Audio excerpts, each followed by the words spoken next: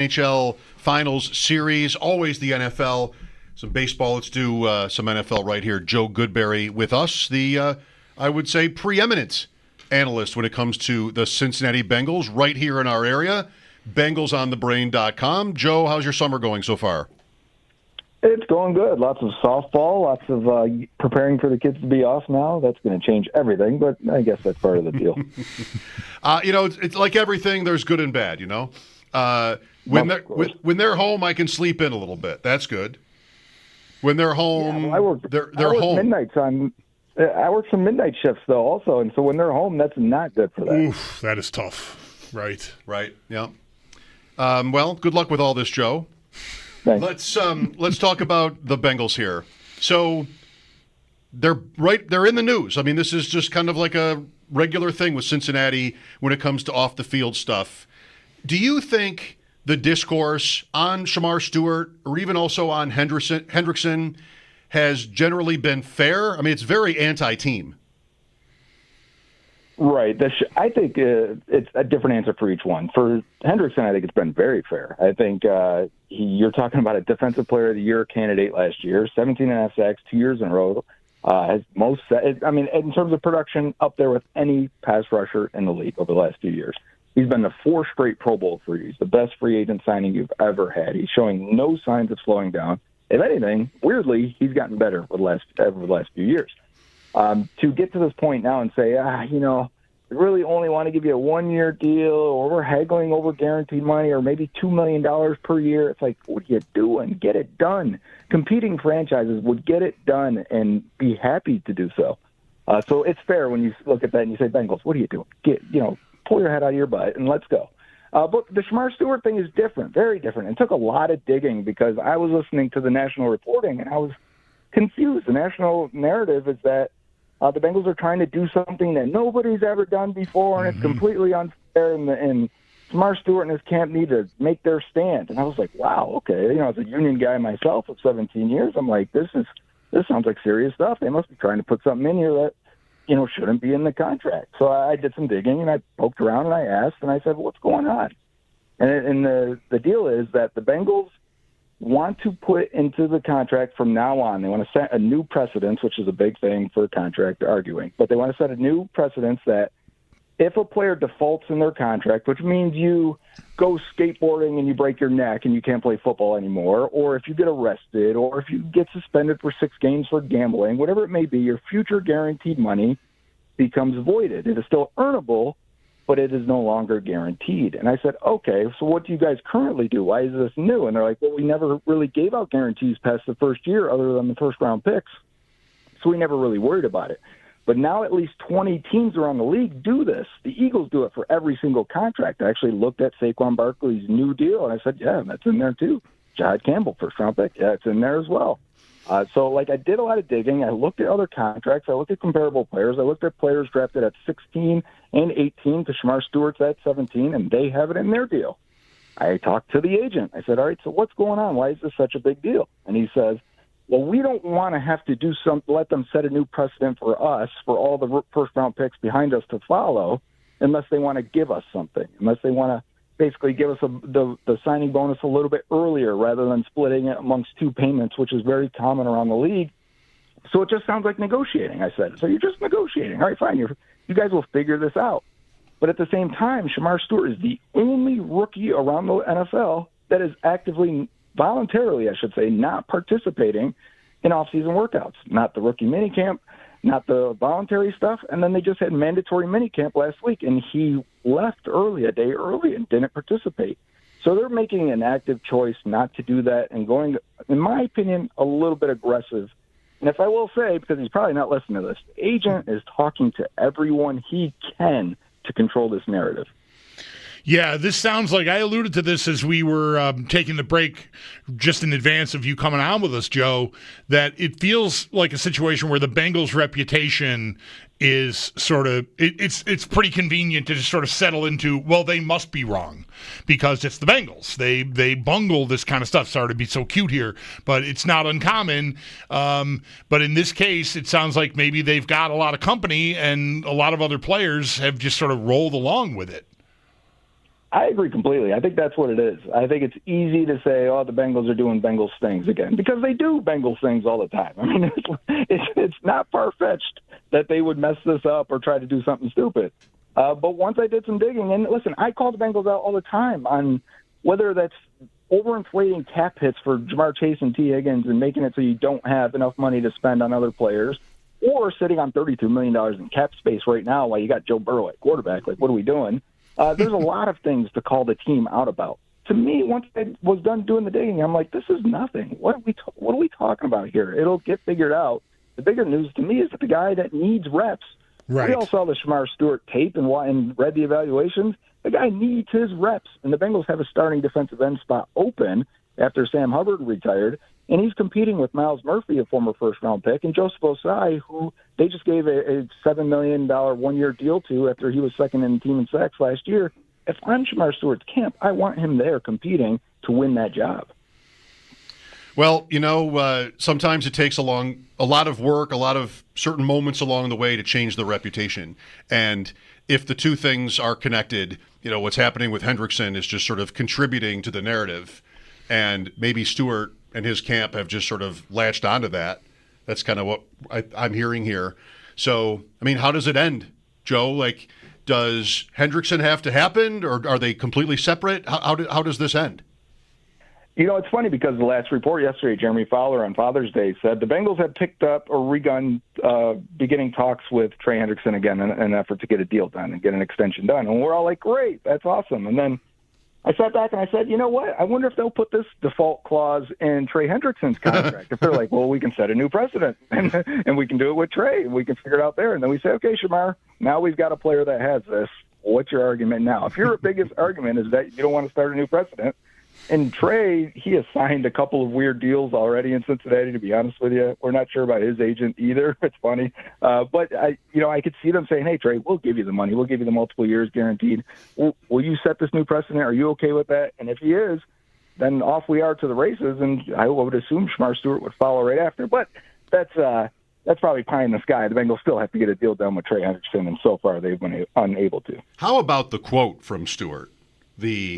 If I'm not perfectly accurate here, maybe you'll know, but they don't want to win games; they want to win arguments. Like, yeah. I mean, what a line! It's awesome, actually. It is. It's a great line from a guy who hasn't even put on the gear yet.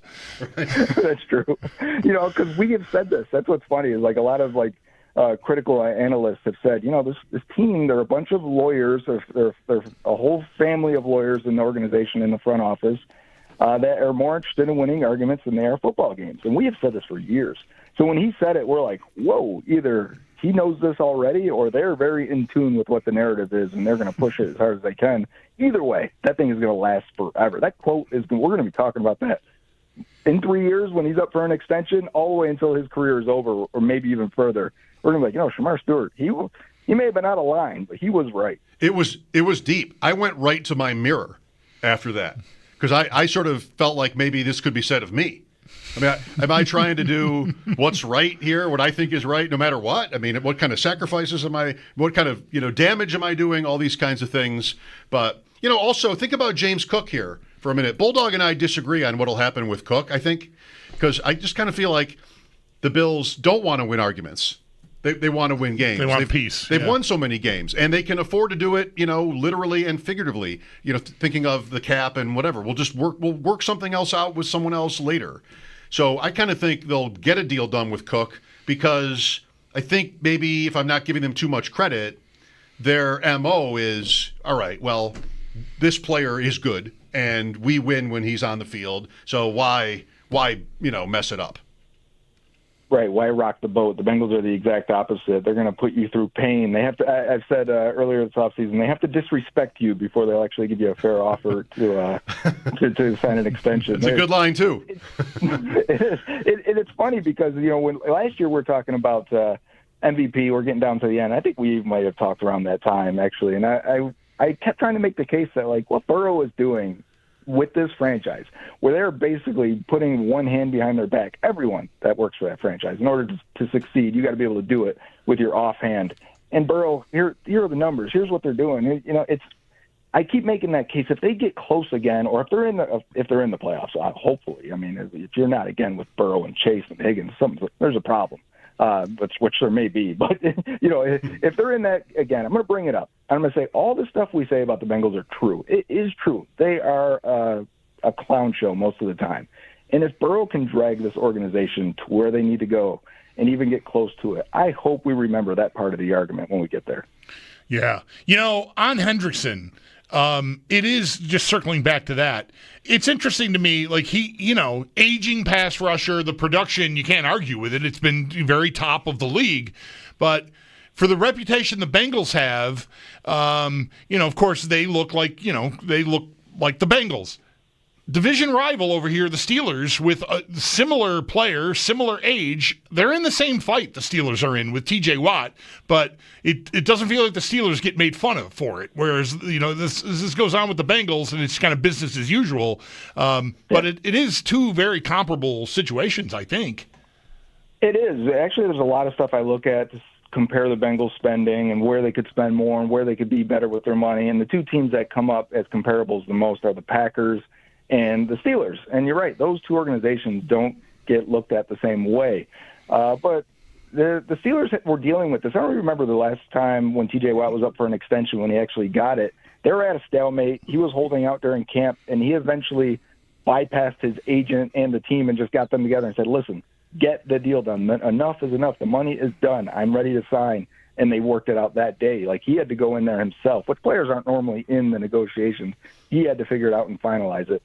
And that's because the Steelers were kind of weird. They're similar. They weren't giving out guaranteed money past year one. They weren't giving out these rolling guarantees. The Bengals don't either. They did for Jamar Chase. They did for Joe Burrow. They partially kind of sort of did for T. Higgins. He really took a very team-friendly deal. But you're right. The narrative is very different. But to the Bengals, they always feel like they need to get a deal. And yet, at the same time, they don't always get deals, is my biggest criticism of them. Like, you signed Jamar Chase a year ago. Not only do you save money because all these other receivers didn't make more, you can put that against his rookie contract. You signed T. Higgins 2 years ago. His cap hit's probably $20 million a year. Trey Hendrickson right now is due to make $16 million this year. Even if you give him $32 million per year, that $16 million averages in, you're going to bring that average down to $28 million. These are deals. Take them when they're there rather than forcing yourself a year later or putting the franchise tag on Trey Hendrickson in a year. If you force him to play on it and then tag him because he has another good year, that tag's going to be $35 million. Save the money now. The last year of every deal is fake. You can cut a guy when you get there. Stop worrying about dead cap. I'll tell you right now, I've talked to people that know the Bengals, the way they look at money. They laugh at the Eagles for how much dead cap space they have, while the Eagles are winning Super Bowls and the Bengals are sitting here with the lowest amount of dead cap space. Stop worrying about the wrong things. Good stuff, Joe. Joe Goodberry. I love the idea of the Bengals being in the same bucket with the Packers and the Steelers.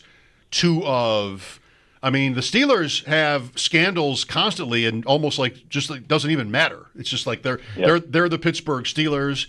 I don't think the stripes help the Bengals. I mean, that's a hot take, but the clothes make the man, Joe. I mean, Green Bay and Pittsburgh, two classic uniforms. I mean, just like you go to any random department store anywhere in the country, if we still have these places, and there's going to be 4 or 5, NFL, whatever, towels on Packers, Steelers, Cowboys. I don't think the Bengals are going to. No. The stripes, the clothes make the man here. I don't know. I like that they're different, but. All right, why did I waste your time with this? 1981, they changed to the stripes, right? They went to the Super Bowl that first year. Yes. At this point, the helmets are pretty classic. They haven't really changed them. They changed because the design of the helmets have changed. But I would say at this point, they're pretty classic, especially compared to a lot of the newer franchises. All right. The stripes on the pants, maybe. Let's change. I don't like the stripes on the pants. Down the side, I think they can do better. Down the side. Tough, yeah. Let's go. So what stood out, other than all this drama that we've already covered here, Joe, what stood out from OTAs through mandatory minicamp and into the summer break here with the Bengals? Is it really just these two guys that aren't there? But what other storylines are interesting here as we head into the summer? The biggest storyline is probably not even that interesting, is that Joe Burrow is finally healthy for this portion of the offseason. He's never been here for this, ever. It's either been an appendectomy or a knee or a wrist or something, COVID year, his rookie year, something keeping them out of this portion of camp. They said they look right now. They're Dan Pitcher, their offensive coordinator, said it feels like they're more in October right now than it is in June because they're humming on offense. And there's no pads, there's no hitting. It is a new defensive coordinator, so they're probably figuring things out there. They just mean in their rhythm, their timing, their adjustments to things, his ability to move through the pocket because he's not dealing with any lower leg injuries or anything like that. His wrist isn't a major issue. He says it's something he still has to deal with and manage, but he says he feels so much better than he was last year at this time. These are all good things, and I think one of the biggest things so far is the receiving core. Of course, you got Jamar Chase, T. Higgins, but they're like, whoa, look, Jermaine Burton may have matured a little bit here. Even in you see him on in the locker room talking after practices, and he doesn't have these bags under his eyes, and he looks well rested. He's speaking coherently. Like there were signs last year that this guy was dealing with some things for sure, was having all-night benders at the casino, which there were pictures of that online. But you're not getting those vibes right now. And they're saying, yeah, he knows what he's doing. He's not just playing outside receiver, running vertical. He's moving into the slot, he's going into motion, and he doesn't have to be a number two. Like at this point last year, we're talking Jermaine Burton, is he the replacement for T. Higgins? I think that pressure is completely off of him now. Just be Jermaine Burton, and that's a fun skill set to add to this receiving room. And Andre Yoshivash, they're talking about him as he's taking another step in year 3 for him, which should be his biggest year. Year 3, you should be fully NFL ready and good to go. That's a good number 3 or 4, depending on how that shakes out. They feel much better about the receiver room than I think they have in recent years, and that's already a receiver room that's been really dang good. And add in Mike Gesicki, who Dan Pitcher also said, we know how to use him now. It took him half the year last year. T. Higgins was missing games. He'd show up on injury reports on Friday night and have to refigure out the game plan over the weekend. That happened 3 times last year. And they would insert Gesicki into a lot of those plays. But they said second half of last year is when they really realized how to use Gesicki. And they said now he's just I saw a reporter today said Gesicki probably had the most catches of anyone during the mandatory minicamp. And I don't know if he's going to have a break. I don't know if he can get any more targets or any more yards with having Higgins and Chase, but he's still a good player for them, big impact player for this offense. Sounds like you think Burton might be worth an 18th round underdog pick. That could be a really big piece if he gets his head together, because there was always a ton of talent there. I don't think anybody ever really questioned it. Like right up there with the best Alabama receivers, but just his head was a problem. Yeah, no doubt. And now, so he's just going to rotate in. Maybe he can, figure it out, take it slow. And Higgins misses time. So, like that, Yep. You're right, Mike. That might be the stash there where it's like, Higgins, he goes down, and who do you put out there as the number 2 receiver? Andre Yoshiva's never really been that type. He can fit in. But if you're looking for a guy that could step into a starting role, it is Jermaine Burton. The contingent value, Bulldog, if we lose Higgins or even Chase, dare I say it. Joe, so what's a good year? Like, They were out of the playoffs last year. All the money invested in the big 3, the other, more controversial stuff. Baltimore in their division, if not also Pittsburgh for this. It doesn't feel like for Cincinnati just making the playoffs is a good year. Maybe a playoff win, but they've been to the Super Bowl, unlike the Bills and the Ravens. So maybe it's just got to be that. I don't know. What would qualify this year? I think people are looking at a playoff run again, and anything less would be disappointing. Not making the playoffs would put Zach Taylor directly on the hot seat, obviously, and they'd have to make changes, I think. And as long as Burrow's doesn't go down with an injury, right? If everything is healthy like last year and you still don't make it, huge problem. But I expect they're going to be fighting for that division crown. I expect they're going to be fighting for a playoff spot, and then you get in there and anything can happen, as we know. We've all seen it from both sides, whether it's losing quickly or making a run at this thing to lose in heartbreak fashion. We've both been on those sides of that one. But I expect this defense, that's the big thing that everyone's looking at. Can the defense be better? It was so bad last year. They were the Bengals lost games. Historically, they should have won. Where the rest of the league was like 122-2 in these type of games, the Bengals went 3-4. Like you give up 35 points and you score 34. It was mind-boggling how they lost some of these games. They fire the defensive coordinator. They bring in new position coaches. They spend draft picks, the first 2 draft picks, defensive end Shamar Stewart. We'll see how much of an impact he is. We talked about him already. Linebacker Demetrius Knight in round 2. I think bringing back Al Golden, who was Notre Dame's defensive coordinator, who was with the Bengals when they went to that Super Bowl. He was the linebackers coach then. Bringing him back, his job is get these young guys to hit the ground running and play fast. Lou Anarumo had a very complex scheme. It was great against good quarterbacks in the playoffs, but you need to win those first 17 games to even get there. And I think it was hard for them. Once you start paying these stars on offense, we're like, all right, all these young guys got to play on D. It's got to be cheap players playing for you. You got to insert these guys. And they couldn't grasp the defense. Some of that was the players. A lot of that was Lou Anarumo. And they said they didn't have clear answers for situations that would arise during games. But Al Golden's supposed to be the opposite of that. Communicator that gets everyone on the same page, that can get them playing fast. They're accepting they're going to have less talent on defense. They're accepting these young guys are going to make mistakes. But can you get them to play to the best of their abilities to get the ball back to this offense? I think if they are at least top 20, it's a much different outcome this year. Joe, real quick before you go, how much, if at all, did the Steelers finally getting around to getting Rodgers into the fold raise your level of concern? It did raise it, I guess, because I was looking at him like, I assumed it was inevitable because what are you going to go with Mason Rudolph? Like, what is going to happen here, right? So there's something had to take place. I did think the draft being in Pittsburgh next year, maybe they'll actually let Mike Tomlin tank a year and get in position to get a quarterback because they always win 9 games with Tomlin, right? So I thought, man, maybe they'll let it happen. Maybe they'll have a plan and see it through. But then they signed Aaron Rodgers, of course, and I think Rodgers is still starting level, and they didn't have that. And if you have a starting level quarterback and your talent is decent in the right areas, and I think they are. Their defense is good. They have a number 1 receiver. They got a good tight end. I like Jalen Warren at running back. Their offensive line, they spent a bunch of picks there recently. It should be much improved. If that's the case, they're fighting for a playoff spot again because Tomlin gets these guys going. And that stinks because I wanted it to just be Bengals-Ravens looking at it on paper, but I guess it'll be a fight again. Interesting chunk of the Bengals schedule, weeks 13 through 15, home or at the Ravens on Thanksgiving night, because when they play Baltimore at night, it's always in Baltimore. Then here in Buffalo, December 7th, then home to the Ravens. So they get the Ravens twice in a little more than 3 weeks, a little more than 2 weeks, weeks 13 through 15, Baltimore, Buffalo, Baltimore. Thank you, Joe. Great insight as always. Enjoy your summer. Thank you. Thanks for having me, guys. You're welcome. Our pleasure. Joe Goodberry on the West Her